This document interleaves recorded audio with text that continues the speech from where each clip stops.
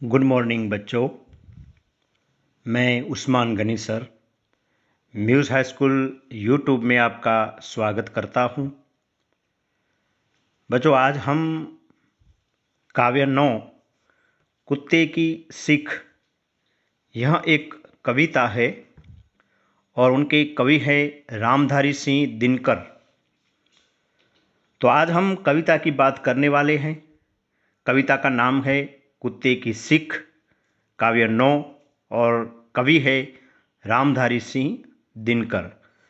तो सबसे पहले हम कवि का परिचय लेते हैं।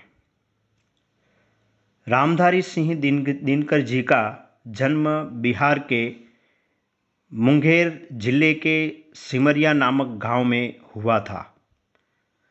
शिक्षा जगत में आप आचार्य, उपनिदेशक, कॉलेज के विभाग अध्यक्ष, विश्वविद्यालय के कुलपति तक की यात्रा सफलता के साथ की है। आप राज्यसभा में सदस्य भी रहे हैं।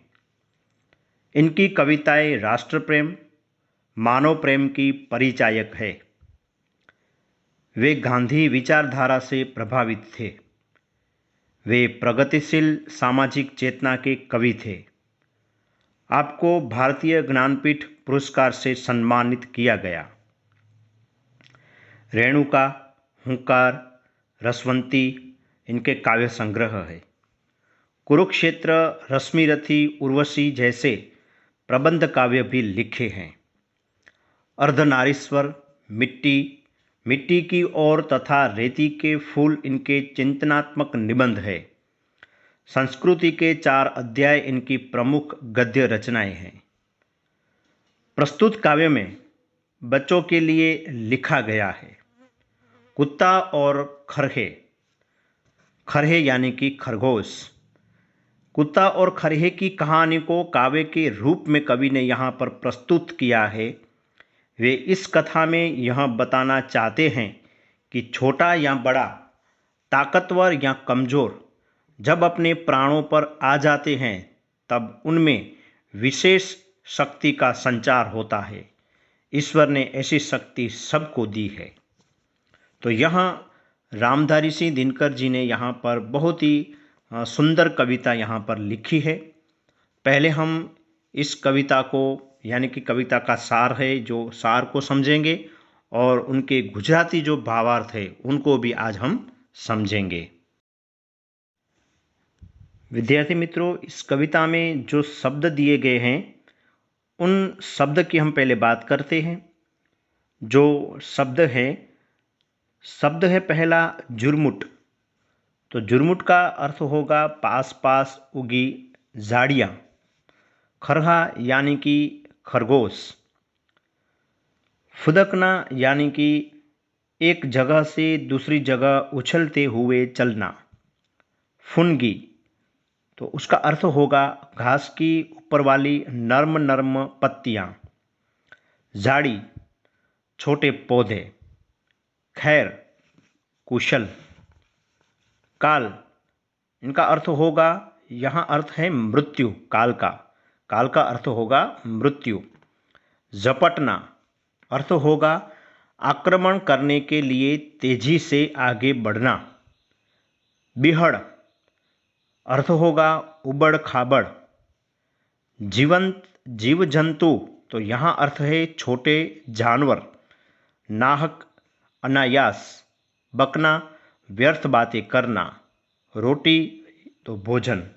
तो यह कुछ शब्दार्थ हैं जो उन शब्दार्थ के हम अर्थ को समझा है। कविता का सार इस प्रकार से है कि जंगल की घनी झाड़ियों में एक खरगोश रहता था। घास की कोमल पत्तियां खाकर वह झाड़ियों में छिप जाता था। एक दिन उस जंगल में एक शिकारी कुत्ता आया। वह झाड़ी को सूंघता हुआ खरगोश के पास पहुंच गया, लेकिन सामने मृत्यु को खड़ा देखकर खरगोश अपना पूरा जोर लगाकर भागा। वह कांटेदार घनी झाड़ी में छिप गया। कुत्ता निराश होकर वहां से लौट गया।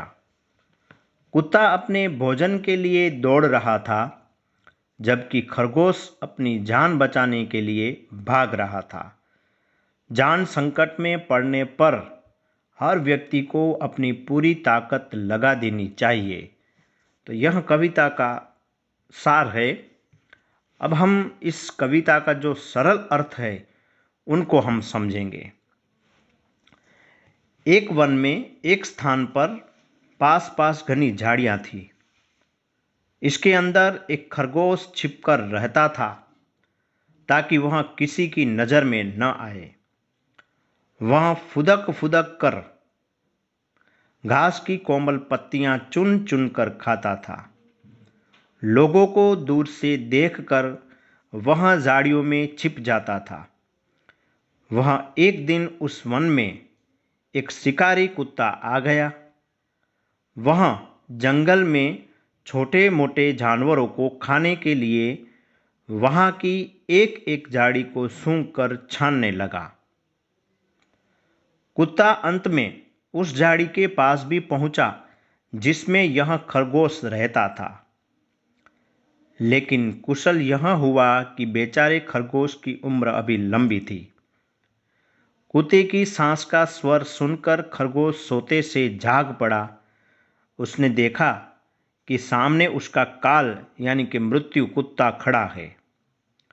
वह झटपट तेजी से वहां से भाग खड़ा हुआ। कुत्ते ने भी अपने पंजे तानकर खरगोश का पीछा किया, पर खरगोश को न पकड़ पाने के कारण उसके पीछे पीछे पूरा जोर लगाकर दौड़ने लगा। खरगोश के भागने पर कुत्ते की उस पकड़ने की कोशिश जो कर रही थी, वो करने की यह दौड़ 2-4 मिनट तक चलती रही। इतने में से सामने एक कांटेदार घनी झाड़ी आ गई। तब तक खरगोश ने एक लंबी छलांग लगाई और वहां उस घनी कटीली झाड़ी में छिप गया। कुत्ते ने इधर उधर सूंघा और अंत में निराश हो गया और लौट पड़ा। एक लोमड़ी किनारे खड़ी होकर यह दृश्य देख रही थी। उसने कुत्ते से कहा, कुत्ते मामा, तुम खरगोश से हार गए। उसने कहा, तुम इतने मोटे ताजे हो, फिर भी दौड़ते हुए थक जाते हो। तुम जंगल के इन छोटे जीव जंतुओं को भी नहीं पकड़ पाते। कुत्ता यह सुनकर हंस पड़ा। उसने लोमड़ी से कहा, अरे पगली, तुम नाहा कैसी बातें कहती हो। तुम रहस्य की बात नहीं समझ सकती। कुत्ते ने कहा, अरे मैं अपने भोजन के लिए खरगोश के पीछे दौड़ रहा था, जबकि खरगोश अपनी जान बचाने के लिए भाग रहा था। सभी शास्त्रों का कहना है कि अपनी जान बचाकर ही रोटी कमाना चाहिए, अर्थात अपने जीवन निर्वाह के लिए अपनी जान को खतरे में नहीं डालना चाहिए। पर जब जान पर बन आए तो अपनी पूरी शक्ति लगाकर अपनी जान बचानी चाहिए। तो यहाँ उत्तर कुत्ते ने लोमड़ी से कहा। अब हम विद्यार्थी मित्रों यहाँ पर जो कविता है उन कविता का एक सरल अर्थ में हमने उसको समझा। और अब हम बात करते हैं यहाँ पर गुजराती भावार्थ की। गुजराती भावार्थ इस तरह से होगा, एक जंगल में एक जग्याए पासे पासे गीत झाड़ी हती, एमां एक ससलुं છુપાઈને રહેતું હતું, જેથી કોઈની નજરે ચડે નહીં। તે કૂદકા ભરીને ઘાસના કોમળ પાંદડા ચૂંટી ચૂંટીને ખાતું હતું। લોકોને દૂરથી જોઈને તે ઝાડીઓમાં છુપાઈ જતું હતું। એક દિવસ તે જંગલમાં એક શિકારી કૂતરો આવી પહોંચ્યો। તે જંગલના નાના મોટા જાનવરોને ખાઈ જવા માટેની ત્યાંની એક એક ઝાડીને સૂંઘીને શોધવા લાગ્યો। અંતે કૂતરો તે ઝાડીની પાસે પણ પહોંચ્યો જેમાં સસલું રહેતું હતું, પરંતુ એટલું સારું થયું કે બિચારા સસલાનું આયુષ્ય હજી લાંબુ હતું। કૂતરાના શ્વાસનો અવાજ સાંભળીને સસલું ઊંઘમાંથી જાગી ગયું। તેણે જોયું કે સામે તેનો કાળ કૂતરો ઊભો છે। ઝટપટ ત્યાંથી ભાગી નીકળ્યું. કૂતરાએ પણ પોતાના પંજા ફેલાવીને સસલાનો પીછો કર્યો, પરંતુ સસલાને પકડી ન શકવાથી તે તેની પાછળ પૂરેપૂરું જોર લગાવીને દોડવા લાગ્યો. સસલાની ભાગવાની અને કૂતરાની તેને પકડવાની કોશિશની આ દોડ ચાર મિનિટ સુધી ચાલુ રહી. એટલામાં સામે એક કાંટાળી ગીચ ઝાડી આવી ગઈ. એટલી વારમાં સસલાએ એક લાંબી છલાંગ લગાવી અને તે ગીચ કાંટાળી ઝાડીમાં છુપાઈ ગયું. કૂતરો આમ તેમ સૂંઘીને અંતે નિરાશ થઈને ત્યાંથી પાછો ફર્યો. એક શિયાળ કિનારે ઊભું રહીને આ દ્રશ્ય જોઈ રહ્યો હતો. એણે કૂતરાને કહ્યું, કૂતરા મામા, તમે સસલાથી હારી ગયા. તેણે કહ્યું, તમે આટલા હૃષ્ટપુષ્ટ છો છતાં પણ દોડતા દોડતા થાકી જાઓ છો. તમે જંગલના આ નાના જીવજંતુઓને પણ પકડી શકતા નથી. કૂતરો આ સાંભળીને હસી પડ્યો.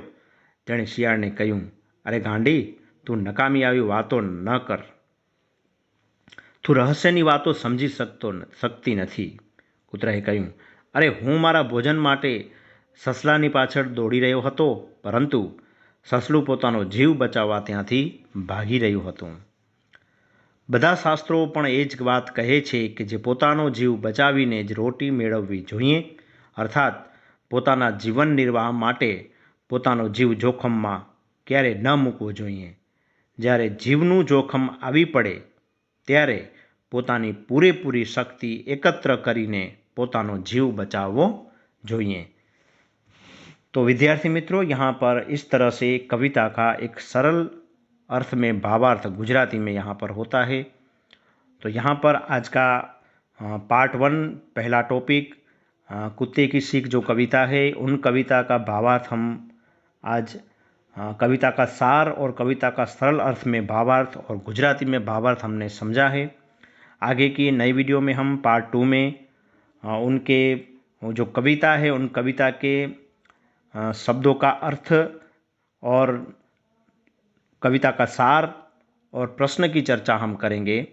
तब तक के लिए मैं आपसे यहाँ पर इजाज़त लेता हूँ. नमस्कार.